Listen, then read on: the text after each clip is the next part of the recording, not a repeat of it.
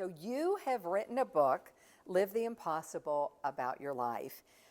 Why now for the book? Because your accident happened in 1989. I know you've had multiple requests from people to write a book. Why now? Well, several years ago, I had started writing for a blog, and it was really interesting just the way that being able to tell my story, it could impact others, and I saw the impact that it had. And I was taking a class on how to make money from your writing, and the next class was how to write your life story. And I just really felt like I had a tap on the shoulder going, it's time. And I'm like, no, don't want to do this. You have resisted, right? Always, yes. I always said I will never write a book. And I should have learned by now to never say never. Yes, that's a theme in the book, right? Yes. That's one of the themes in the book. Let's go back to 1989, what you remember about that day. It was in July, and you were 16 years old. I was 16. I had been a gymnast since I was 3 years old, and so I was outside tumbling. I was doing something that was really easy for me. It was a run off back handspring layout, but the grass was wet that morning. So as I took off for the layout, my feet slipped out from underneath me. I didn't have enough height or rotation to make it all the way around. So I landed face first in the grass. And what really struck me about that is you were telling people, don't move me. Right. You knew. How did you know? I don't know. I don't know if it's something that I had learned at the gym in gymnastics or in science class, or if that was just something that God was just going, let's take it easy here. But I definitely knew that you weren't supposed to move someone who had hurt their spinal cord. But what was so strange to me, you were in control of a situation you were really out of control of. And I was trying to stay in control in whatever way I could. Yeah, and maybe that was part of that, because it really just struck me how you were saying, don't move me, can we, let's do this and let's do that. The other story that struck me about that same time, the night before this accident, your parents were out of town, you were spending the night with a girlfriend named Barbara, and you all had talked. There was a friend or somebody, an acquaintance, who had had a stroke and they were paralyzed. Mm-hmm. You all had a discussion the night before your accident about what that would be like. Yes, we were sitting in her swimming pool, and she told me about Donna, was her name, and how she wasn't able to move, she was paralyzed, and we just sat and discussed, what would that be like? Would you be able to know how to move and just not do it? So it was just, it's a little eerie when you think about it. It was God preparing me the next day for that. But it really was just the strangest of things. And the other thing that struck me about that was that you all really never discussed that after your accident until you reconnected for this book how many years later? Right. We had stayed in contact, but we had never really talked about my injury.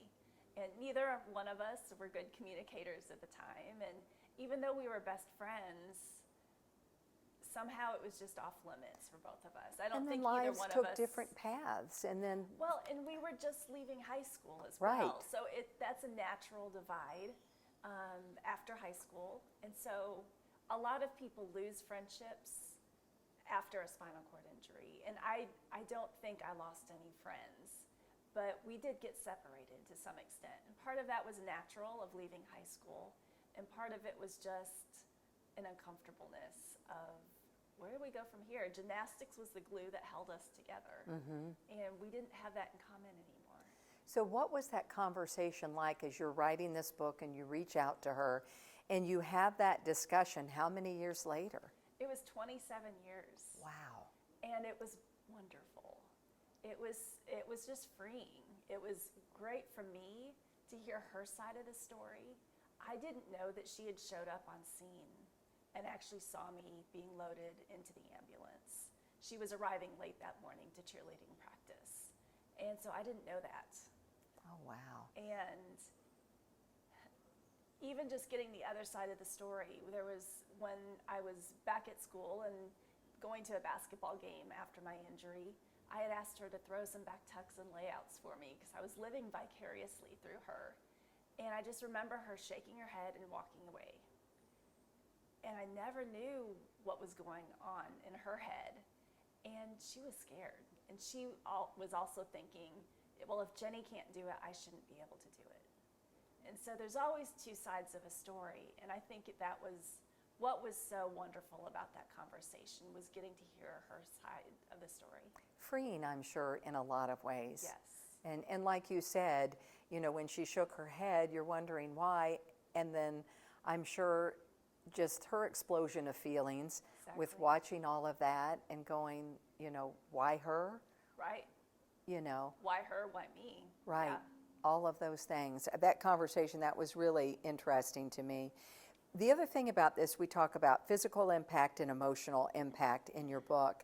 The physical impact of just how deeply personal things that you went into and how everything in your life changed. I mean, from personal habits that you have, I mean, you think of just going to the restroom and just all of those things and how complex your life became in an instant. Right. Many people don't understand the entire impact of a spinal cord injury, especially the physical impact, but also the emotional impact. But the physical impact of being in a wheelchair is the easy part. So many people think it's the wheelchair that limits you. It's not. It's bladder and bowel function. It's neuropathic pain. There's so many other things that go into a spinal cord injury other than, quote, just being paralyzed. Right.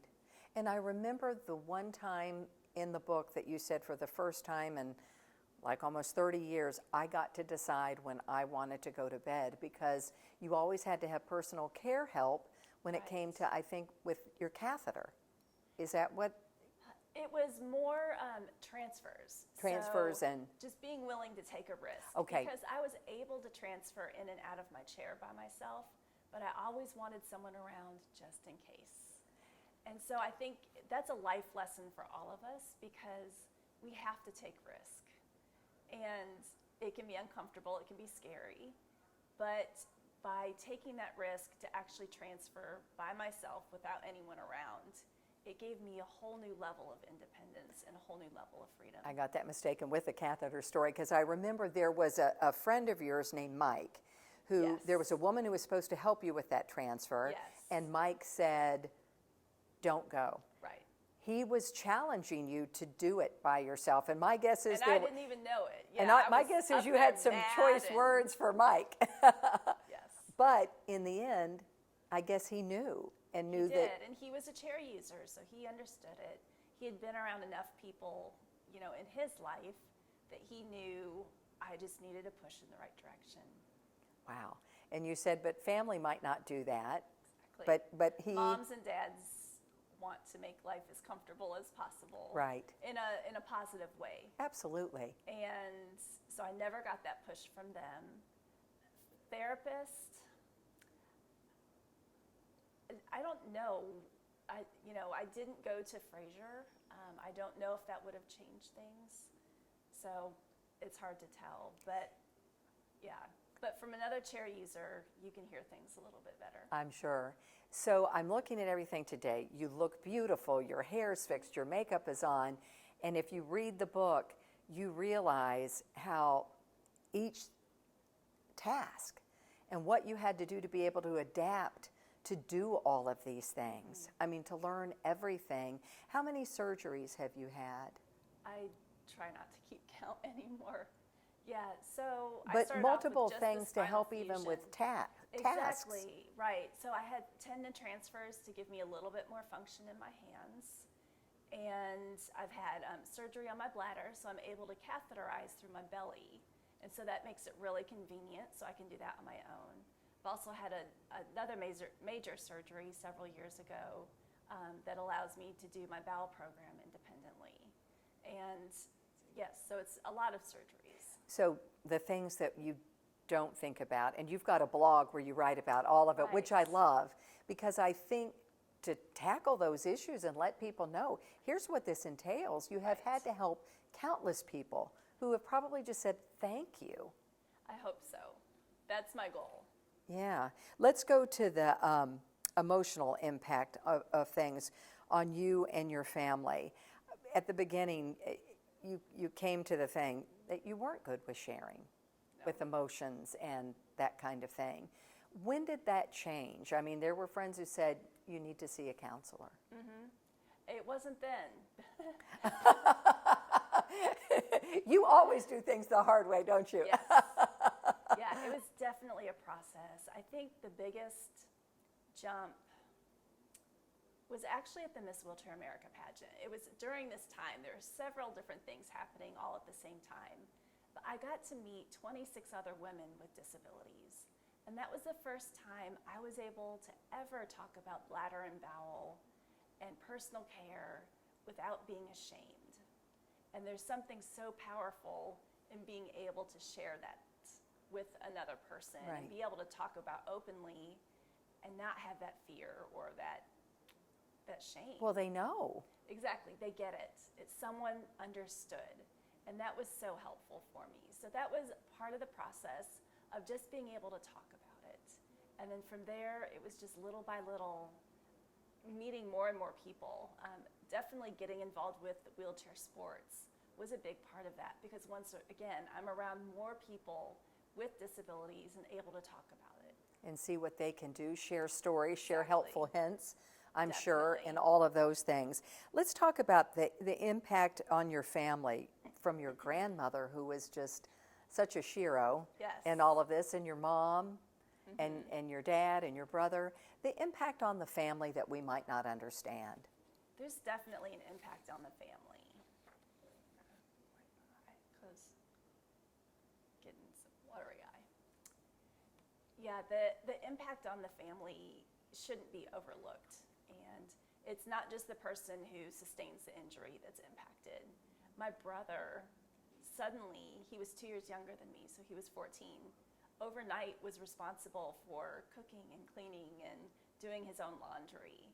And for a really long time, I felt really, really guilty. Not guilty, but afraid that I had ruined his life in some way. And so really, once again, getting to talk with him about this. Just So to you get had that his- conversation with him as did, well. Yes. No, and that was another great conversation, because although it did impact his life, and my parents made him wait to drive an extra year, and so they were a little bit more cautious. They wouldn't let him play football because it was too dangerous. So what did he say about the experience? For him, what made me laugh so much was he was like, I got away with some serious crap during that time because all the attention was on me. Right. And I had always feared that that had harmed him in some way. Right. And here he was like, oh, it was great. I got to do all this stuff that no one even called me out on. So he kept a sense of humor about some of it. Well, yes, and what he did tell me, he's still a little brother. So what I didn't know is that he would purposely put the remote control out of reach. So Oh, he that knew, stinker. Oh, no, such a total little brother. Or he would lay his shoes in the middle of the floor, so I couldn't push around them. So, So he didn't lose his little brother. things revealed, Yes. things revealed. Yeah. What about the relationship with your parents? I mean, did you all have these same talks in order to write that book? I definitely tried. My mom honestly doesn't remember a whole lot. She had me talk with a couple of her close friends who were able to fill me in more than she could. I think she was just in, let's just survive mode. You know, I was just going to say, those were the words I was Right. thinking, that she was like, here's what I need to do, that she was so focused, those details, I'm sure now escape her. Right. Our health insurance was through her. And so she had to be back at work 2 weeks after my injury. Wow. And she was a bookkeeper at an elementary school, so she had to be back there, and she was back at work. And so having to do that, having to help me once I got discharged from rehab with all of the physical needs that I had, and I don't know how she did it. I will say my hat is off to everyone in your family who were just there for you Yes. at every turn, just amazing people. The things you have done, I want to talk about as well, your degrees in schooling. But before that, let's talk about the book's title. And throughout there's that theme of that's impossible.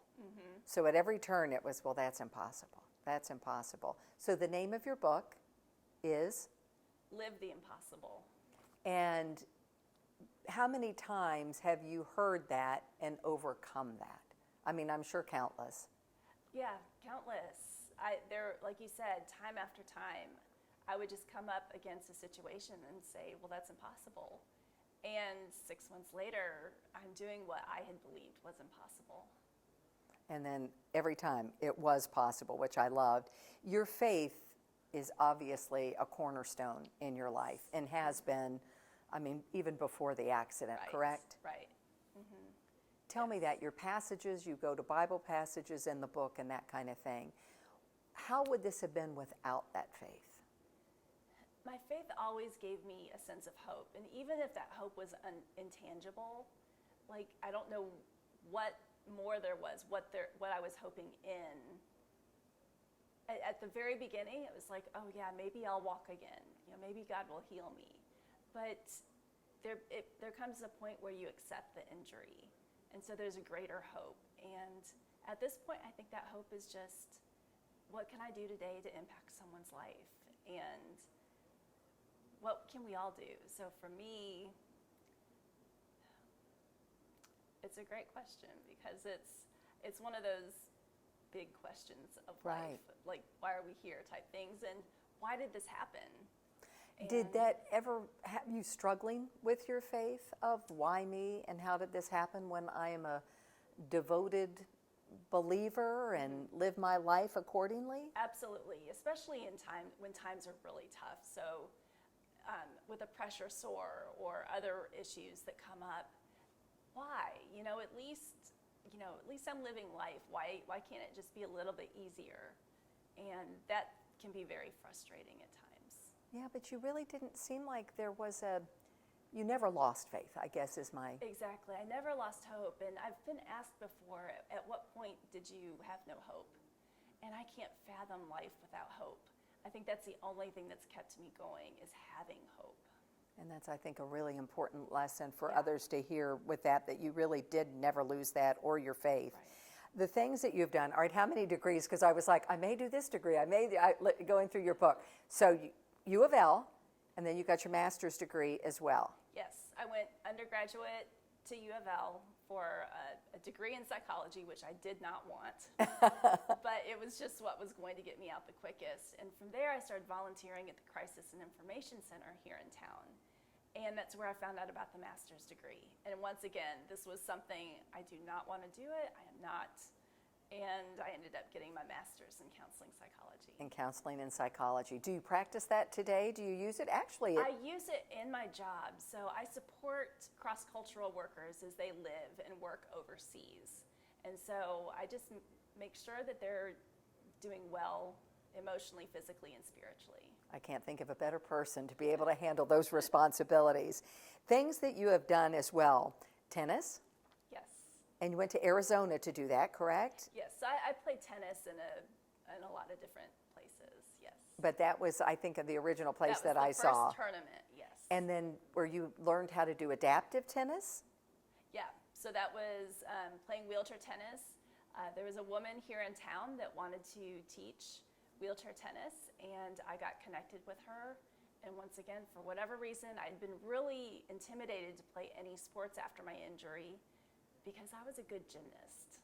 I was an above average athlete, and I'm a recovering perfectionist. And I didn't want to do anything I wasn't going to be good at. Oh, wow. But for some reason, I said, sure. And it was, once again, one of those pivotal moments in life where taking that risk, Just taking that on. chance. And we're going to get to some of those points at the end where you have a summation of things that I absolutely loved. Rowing. Yes, rowing is my love. So every Saturday morning, you'll find me down on the Ohio River rowing with the Louisville Adaptive Rowing Program. And you've been doing that for years. It's been about 16 years now. Yeah, yes. I was going to say, because I remember when you first did that. Driving. Driving, yes. I've been driving since about 3 years after my injury. Yeah, that was a real quick. That was, it didn't feel quick. But when you think back on just your Right. timeline, I mean, have I left a sport out? Rugby. Oh, well, how dare I? Yeah. I didn't know about rugby. I really enjoy wheelchair rugby. It's a full contact sport, it's a team sport, so it's very different from anything I had ever played before. and it's just really unique. It's a lot of fun. And then the mobility project, I've covered when I was at HAS with you doing that with your trips. I have to say that was jaw-dropping to me, everything that you did with that. So you got involved with a group that collected wheelchairs and took them to people all across the world who had no access to them. Correct. We take it for granted that here in the United States, you are injured or disabled and you're going to get a wheelchair or a walker or a cane. And that's not the case overseas in developing countries. So we would take wheelchairs here in the States, refurbish them, and then ship them overseas. And then have a group of volunteers go over and make sure that each one of those wheelchairs was fitted for the person who received it. And you went to Mexico, Afghanistan. I don't know how many countries you visited. With the Mobility Project, 4, but primarily Mexico and Afghanistan. And there was one young girl who really captivated you, who had never been in a wheelchair and had to scoot across the floor for how many years? Her entire life. And that was a common story, but for some reason, I think because we were similar in age, similar disabilities. She had polio, but it presented very similar to a spinal cord injury. And when I asked her how she got around her house, she just said, "En mi trasero," on my bottom. And like I said, I had heard those words so many times before, but from her, it really impacted me. And her name? Meddy Bell. Yeah. When I read that, I was just like, and I mean, that was just such a moving story of who you met, who you helped, and I think, you know, God working through you. Yes. I'm fully believing in that. People along the way who were game changers for you. You really gave shout outs to people who really changed your life in ways. I did, because without those people, I wouldn't be where I am today. And I think that's one important message that I want to get through with the book, is that we can be that person. If I can be a Terry or a Leslie or a Mike to someone else, oh my gosh, what a privilege. And so Terry was one of the first women that I got to meet. Met her at the University of Louisville and didn't know her and just timidly went up to her and introduced myself. Lois showed me how to put mascara on. And, you know, this was a month after my injury, and the hope of being able to put mascara on. And these were all people who had similar disabilities? Absolutely. Yeah. And I remember with Terry, you had seen her around and said she looked so put together, and you were just like, you know, kind of in awe of how is this happening? Right. Kind of thing. But these are the people throughout the book. Some final thoughts in your book that you said, and they can apply to anyone, and one of those was to say yes. I think we so often just say no very quickly because we're afraid or we think it's not possible. And to be willing to say yes, be willing to take a risk, and be willing to fail. And those are all things that we rarely want to do. Especially for a recovering perfectionist. Absolutely. You know, but saying yes has opened up so much to you. Grieve your losses. Yes. Take time. Had you not done those? I did not do a good job of grieving. I didn't know how to. And so that was a process. Are you better at that today, do you think? Yes, definitely. You give yourself some time, maybe even some slack? Absolutely. I think you need to give yourself some grace. Right. Because at the beginning, once again, you're in survival mode. You don't even have time to necessarily know why you're feeling what you are.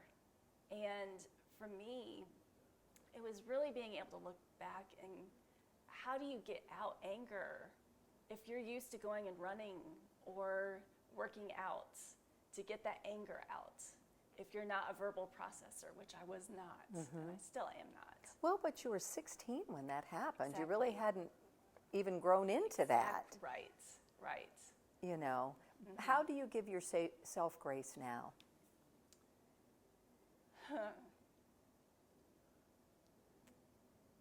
I think on the days when I'm just having a hard day, it's okay just to have a hard day. I think being able to reach out to someone else who's in a similar situation and just be able to go, you know, I'm stuck in bed today with my butt being red, or, just having a really bad day, and being able to just share that frustration with someone else is really helpful. Really helpful. Celebrating friends and family. You Oh said my just really taking time to do that. Absolutely, and that's why I'm releasing the book on the anniversary of my injury, because I wouldn't be where I'm at without the support of my family and my friends. And I also want to add in there, without the support of the Louisville, the You've had a community lot of of Louisville community support. just really stepped up and helped so much in so many different ways. The one thing, accept yourself and your body, and that took a Yeah. while. Well, that's still a process. Yeah. I think it's always going to be for some of us. And then the question you asked yourself, which I thought was amazing, would you change things if you could? And I don't know if we want to let people read the book and hear your answer, but I was so touched by your answer. Yeah. I don't think I would change things, but I wouldn't mind an easier life. And I get the difference after reading your Right. book. When you read everything that you have to go through, just the day-to-day challenges, Your book signing is July 11th. Yes. And that is going to be where you love, the adaptive, like at the row house. We'll be at the Community Boathouse. And Yes. tell people where that is. 1325 River Road. And From that's 5 to 7. 5 to 7 that evening. And the blog, if people want to go and read a little bit more about you and the different things you talk about. JennySmithRollsOn.com. And I have a YouTube channel as well, Jenny Smith Rolls On. I guess one of my final questions, what did you learn about yourself in this process? I think I was really able to see the people that impacted my life. It was a really good way to go back and see each one of those points where people impacted me, the places where I said yes, even when I was at the same time saying it's impossible. But some of those pivotal moments, I think it's really good to be able to go back and to be able to view that. And just the growth that I've experienced, emotionally, physically, spiritually. I think we can grow so much. Unfortunately, we can grow so much through adversity, but those are opportunities of growth. And if you would have one piece of advice to somebody who might be in a similar situation, what would it be? I think it goes back to what you said earlier. Give yourself some grace. Take time. Don't push yourself too hard, and yet push yourself as hard as you can. And I think you'll just have to figure out when those days are, when to push. More of a balancing act a bit. Absolutely. It's definitely a balancing act because, I mean, my primary job, one of my occupational therapists tells me my job is to stay alive. And I'm like, well, that's kind of overstating it a little bit because my goals are a whole lot bigger than that. But my job is to keep my body in as best shape as I can. And that's one of the reasons I enjoy doing sports still. I want to stay in good shape, but I also don't want to overburden my body. Right. So that balancing act. Well, beautiful inside and out, as always. You look great. Thank you. And congrats on the book. Thank you.